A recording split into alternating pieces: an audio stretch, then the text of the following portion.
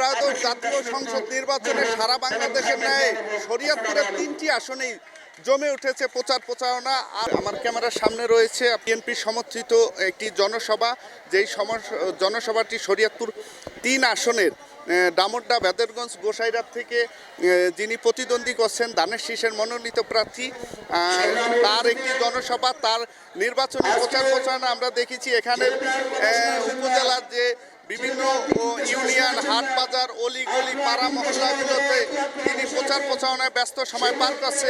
আমার ক্যামেরার সামনে রয়েছে, আমরা তার সাথে একটু কথা বলবো, জানতে চাবো উন্নয়নের প্রতিশ্রুতি কি দিচ্ছেন, সাধারণ মানুষের কাছে যাচ্ছেন, তিনি প্রতিনিয়ত জনসভায় ব্যস্ত সময় পার করছেন। তার কাছে আমরা জানবো যে শরীয়তপুর 3 থেকে তার চিন্তা ভাবনা কি রয়েছে, একটু জানবো। জি, আপনাকে ধন্যবাদ। আপনারা দেখেছেন গত 3 মাস যাবৎ আমি শরীয়তপুরে আছি। আল্লাহ রহমত, শরীয়তপুরে আমার পরিবার, প্রত্যেকটা পরিবারের মধ্যে যে ভালোবাসা আমাকে নিয়ে, ধানের শীষকে নিয়ে এবং আমাদের প্রিয় নেতা জনাব তারেক রহমানকে নিয়ে গণজাগরণ তৈরি হচ্ছে এখানে।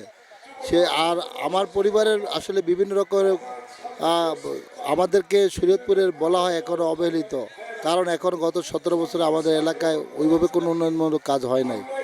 আমরা ঘুরছি, আমাদের এলাকার সকল সমস্যাগুলো দেখছি। ইনশাআল্লাহ আমাদের নেতা জনাব তারেক রহমান বলেছেন যে ইনশাআল্লাহ আমরা ক্ষমতা হলে শরীয়তপুরকে একটি আধুনিক মডেল শরীয়তপুর তৈরি করব।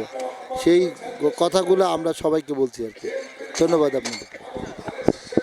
দর্শক, আপনারা শুনছিলেন, সরাসরি আমরা কথা বলছিলাম এই আসনের যে প্রার্থী রয়েছেন তারেক রহমানের সাবেক এপিএস মিয়া নুরুদ্দিন আহমেদ অপু। আমরা তার সাথেই কথা বলে শরীয়তপুর যে নির্বাচনী আসনটি রয়েছে সেখান থেকে আমার কাছে নির্বাচন নিয়ে যতটুকু তথ্য ছিল।